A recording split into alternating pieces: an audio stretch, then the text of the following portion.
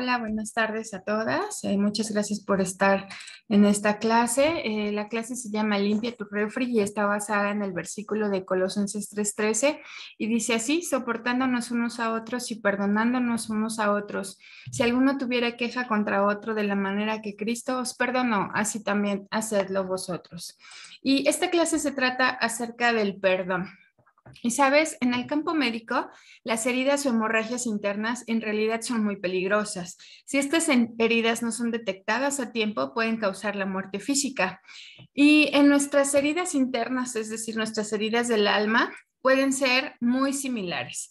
Estas heridas son imperceptibles a simple vista, es decir, podemos vernos muy bien por fuera, pero en realidad pueden ser más dolorosas que una herida física profunda y también nos pueden llevar a una muerte espiritual. Y Hebreos 12:15 dice: asegúrense de que nadie deje de alcanzar la gracia de Dios, de que ninguna raíz de amargura brote y cause dificultades y corrompa a muchos. Y es que, ¿sabes?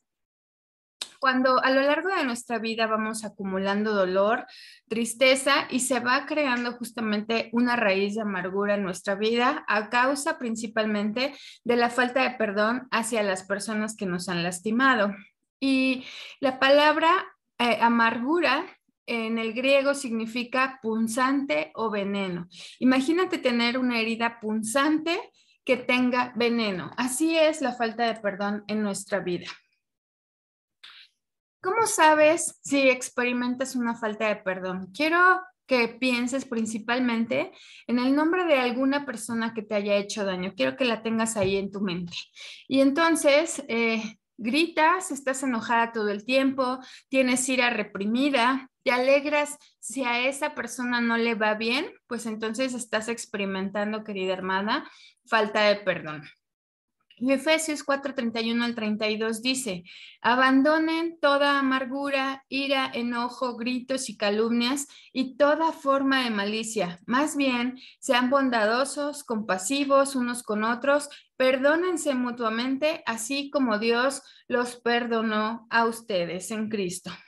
Entonces, si estás experimentando esta falta de perdón, pues es necesario que pongas atención.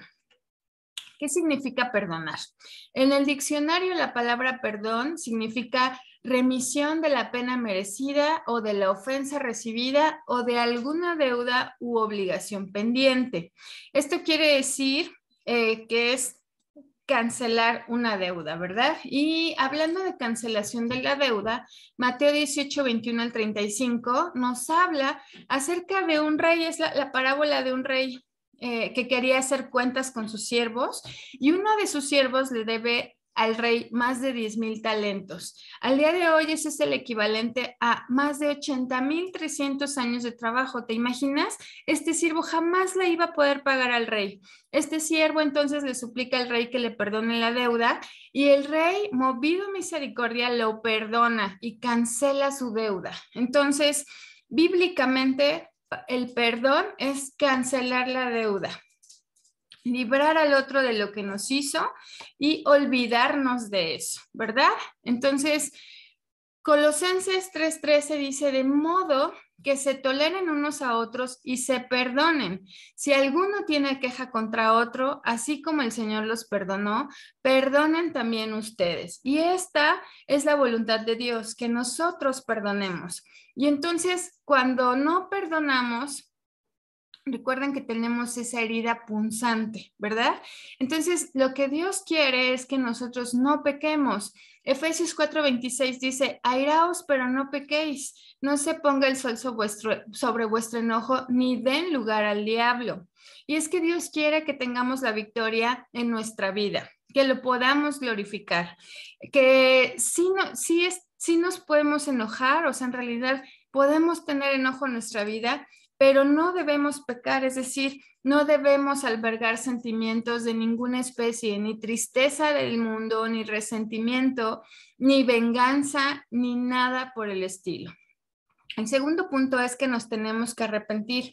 ¿Por qué? Pues porque a veces endurecemos nuestro corazón, nos cuesta trabajo doblar la rodilla, nos cuesta trabajo aplicar ese conocimiento y por lo mismo también nos cuesta trabajo ser obedientes a Dios. Entonces necesitamos arrepentirnos por no doblar la rodilla y por no someternos. Y el tercer punto, sí, justamente es someter nuestra voluntad, es rendir nuestra voluntad como una elección, ¿verdad? La palabra de Dios usa términos para rendir nuestra voluntad como renunciar, despojarse, quitarse, hacer morir. ¿Sí? Dice Efesios 4, 22 al 24, en cuanto a su pasada manera de vivir, despojaos del viejo hombre que está viciado conforme a los deseos engañosos y renovaos en el espíritu de vuestra mente y vestíos del nuevo hombre creado según Dios en la justicia y santidad de la verdad. Y Dios jamás nos va a obligar a hacer ninguna de estas cosas.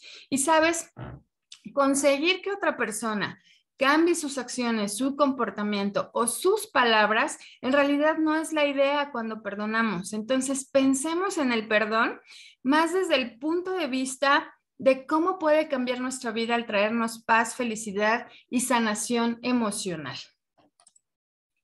Y aquí tengo una ilustración que se llama el refrigerador y se las voy a leer. Dice, María era una persona muy ordenada. Un día al regresar de su trabajo, al abrir la puerta, percibió un pésimo olor. Se preocupó y comenzó a buscar por toda la casa de dónde provenía. ¿Qué era ese mal olor?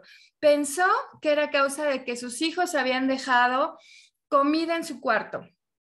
Pero no era eso. Culpabilizó a su esposo por dejar un poco de ropa sucia tirada sobre la cama. Pero tampoco era eso.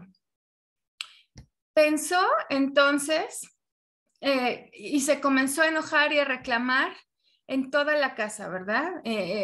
Pensó que algo tendría que haber producido ese mal olor y seguramente era la gente que estaba en su casa.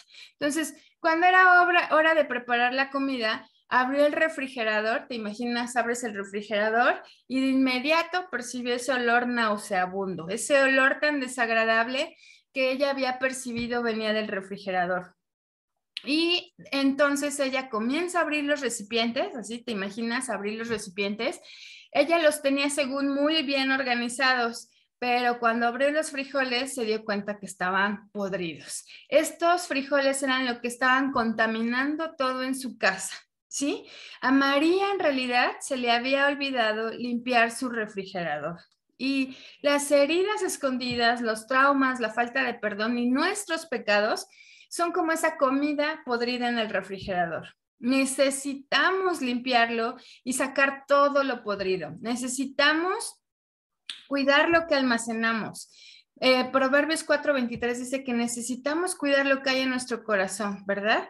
Necesitamos entonces limpiar nuestro refrigerador. ¿Y cómo limpiamos ese refrigerador? ¿Cómo evitamos que esas cosas podridas nos inunden de malos olores, de malos pensamientos, de malos deseos? Pues simplemente debemos de limpiar todo eso y de no albergar rencores, porque recuerda, hermana, que Satanás gana ventaja de esto.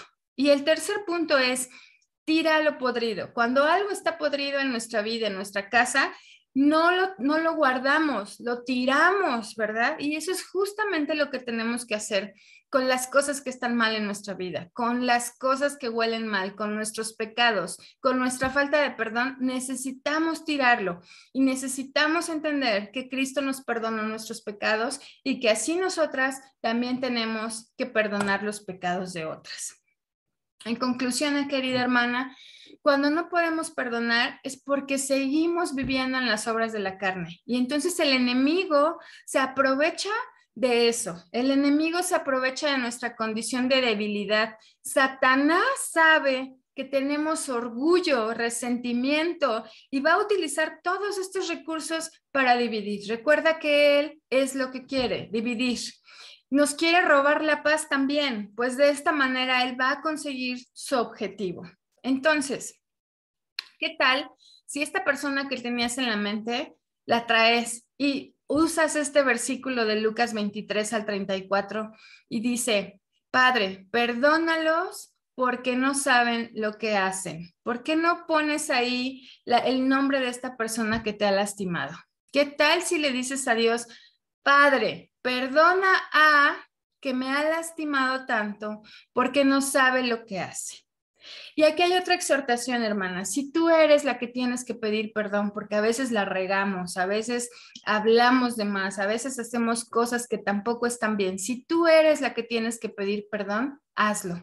Mateo 5:23 al 24 justamente dice que si traes tu ofrenda al altar y allí te acuerdas que tu hermano tiene algo contra ti, debes dejar allí tu ofrenda delante del altar y reconciliarte primero con tu hermano y después venir a presentar tu ofrenda. Recuerda que el perdón es un milagro. Dios te bendiga.